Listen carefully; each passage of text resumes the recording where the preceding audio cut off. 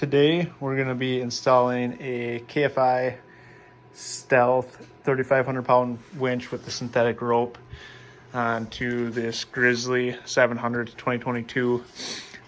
Comes with a winch mount from KFI, which we will put on. One of the first things you're going to do is open the box, and then after that we're going to put the winch itself onto this winch plate, which I will video, and then from there we'll put it on the end, and then we got to do all the electrical.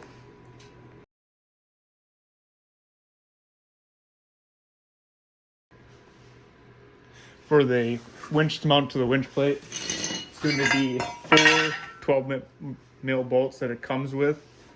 It'll just go onto the bottom of the winch plate. Will sit like so. Then you'll have to make sure you have this side to the left side of the machine. Sit on the plate, cut down, make it a little easier, and it'll bolt on with these 4 bolts on the bottom, along with a washer and a lock washer on each one to lock it down so it doesn't come loose on you guys.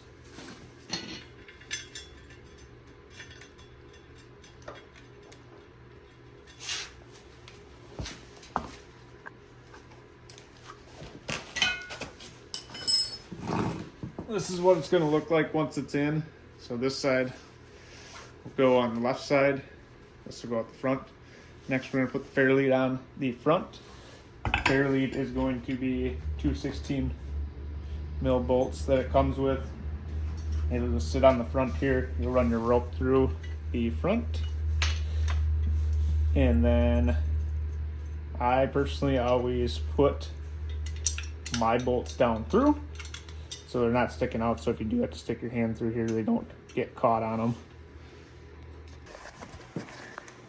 To make it a little easier, I'm going to pull these 2 10 mil bolts out. That'll drop the skid plate down a little bit, because we got to put a bolt up through these holes for the mount, and then the other 2 are on the back side. Those ones are pre-threaded. These ones are a nut that comes down through. Just make it a little easier to tighten them up. Okay, there is a carriage bolt that is going to go on the clutch release side of the thing, or of the winch mount. That'll go on that side. The other side is going to get a collared bolt, and then there will be 2 for the back side, which I'll show you where those mount once we get the winch in there. Got to sneak the winch in to the side here. Actually, let's sneak it to the front.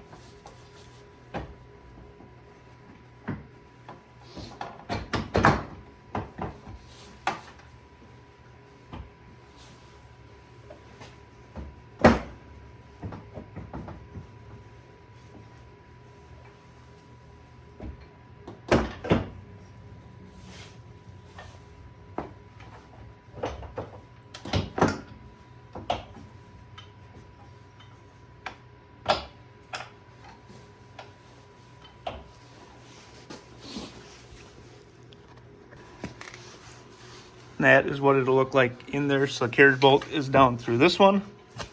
Your collared bolt is going to drop down through on this side. And then you'll have a regular bolt with a washer or lock washer, and then a regular washer. It'll look like so. Focus. And those 2 are going to go on the back side up here into the frame up there. The collared bolt that goes down through the bottom is going to be a 14. And the bigger bolt that goes into the main frame is going to be a 17 mil.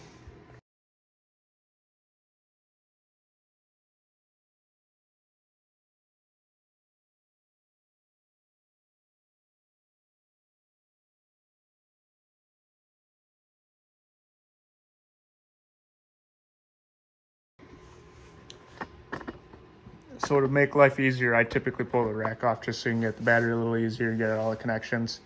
You're going to have 1, 2, 3, and 4 12 mil bolts. And then there's 2 10 mils, one on each side there. And there, that way we can pop the top or front rack off, just make it a little easier to get off. And then I'll also pop this off just so I have a little more room to run all the wiring. I have a tool, pop those off. I'll show you that when we get to that part.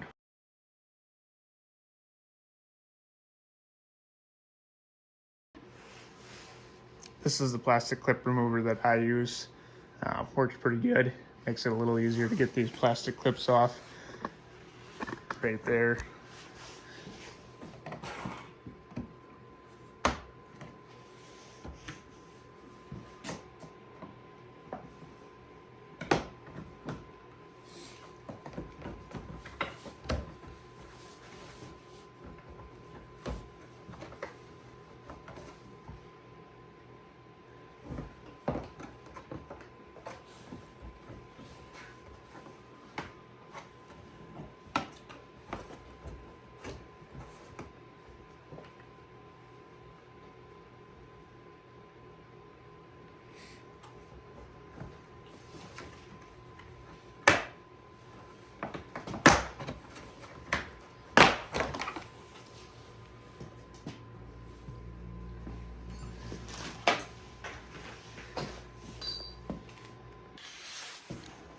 Next thing I'm going to do is I'm going to take the power wires and run them from the top here up by the battery. I'm going to fish them down through the tightest spot with keeping them out of moving parts, just to make sure nothing frays or stuff. I'll show you the route I chose once I get it all in there and show you how it looks once it's in. Ultimately, it's going to run down this block. This block's going to mount on the back side. I left it off when I put the plate on just to make it easier to get the plate in. You can put it on before, it's just harder to get it back in there.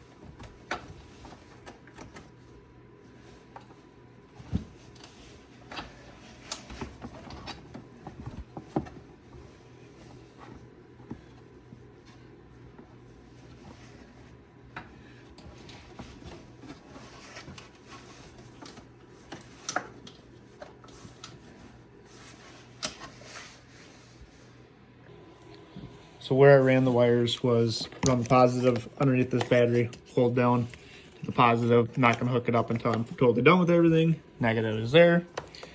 Everything runs down. There's a breather tube and where all the rest of the electrical runs down. Ran down through there.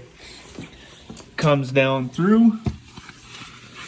You can see it kind of come through here, down through there, down through, and down to the back side of the winch mount there where it'll get hooked up at the end. Next thing I'm going to do is get this switch mounted up by the handlebars so I can run the wiring down.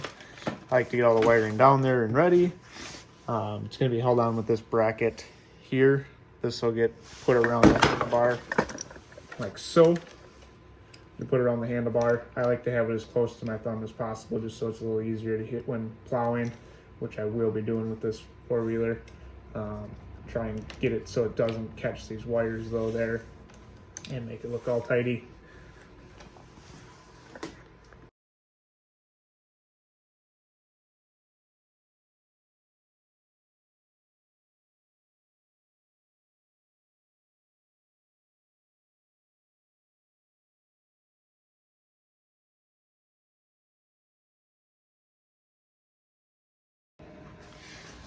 Now I'm going to pop this headlight cover off. It's just push pin there, push pin on this side, and then there's a couple clips up top you pull out on, and it'll pop out.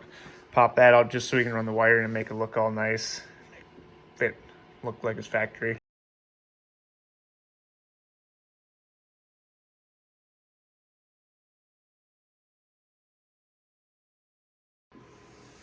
So you got to find a 12-volt power source to power up the winch when the ignition's on. You don't want to power it all the time because it'll drain your battery. So what I did was I found the cigarette lighter plug-in.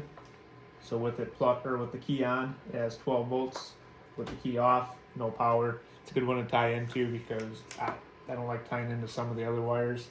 They send you with Scotch locks. I don't like Scotch locks. So what I will use is I will solder it just because I like the solder connection a little better. It's weather tight, keeps it out of the elements, and then I'll shrink wrap it so it's a little bit better connection. So when you wire the wire from this switch, it'll be the red wire will come out. It'll come over. You got to connect. There's also one for a handheld remote, which I have ran down through here. I'm going to put it down by my cigarette lighter. This red wire also has to be tied in. So I'll tie these two together and then I'll connect it to this side. That way it's just all nice and tight and look good together. Just make sure you do it together so you're not having to splice twice. Makes it a little easier.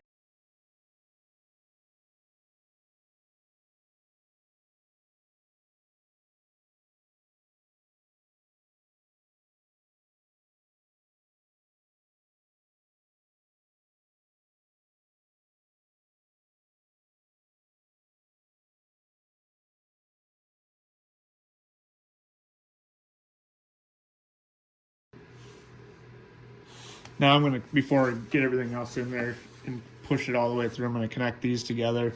The ones from the hand control on the handlebars. The other ones from the remote hand controller that you can plug in for when you're not on your four-wheeler. Just plug them together. The color coded, green goes to green, black goes to black, and then these will go onto this mount once this plugs in. And then we'll get the rest of the power wires hooked up, and then we'll be pretty much done besides mounting a couple other little things. So this part's kind of hard to see where that power block or distribution block goes is right up here. There's 4 post holes, 4 bolt holes. It'll bolt up there. I'll get it all mounted up and I'll show you. They do send quite a bit of extra wires, so you got to find a good spot to tidy up the wire so it doesn't get caught on anything. Zip tied up nice. I'm going to get that put on. I'll put then you just got to connect the power and the negative to that block and to the battery, and then tidy up all your wiring and you're good. I'll show you the finished product when I'm done. If you have any questions, feel free to comment below. Otherwise, I'll see you in a little bit.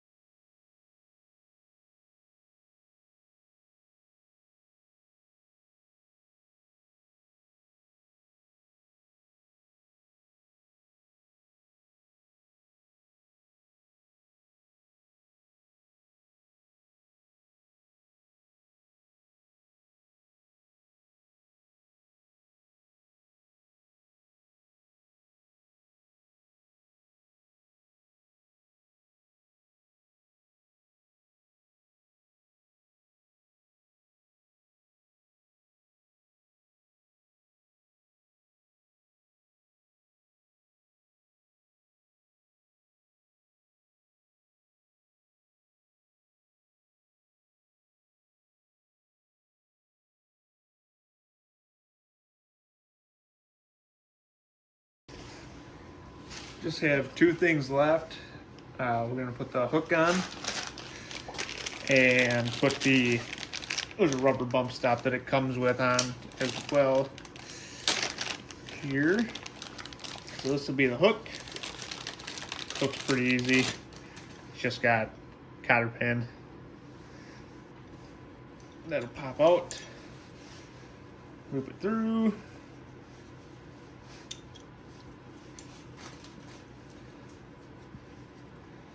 Slide your pin through.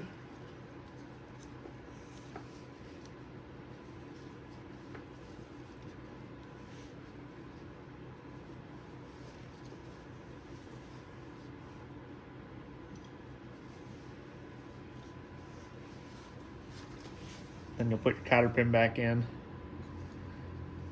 and twist it over.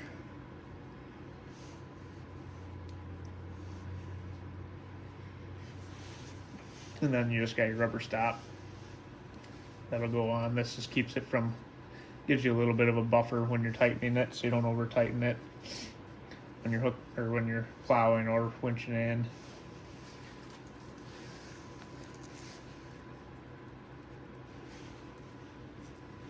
There'll be a washer for each side of it so it doesn't pull right through the rubber.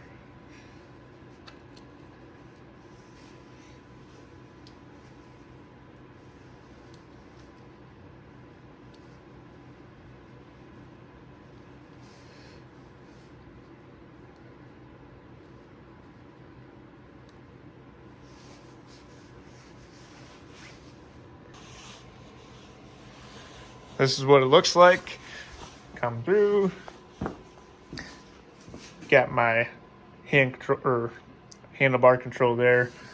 The other one goes down here, pops out. Got a nice cover on it. Key on. You got your in and your out.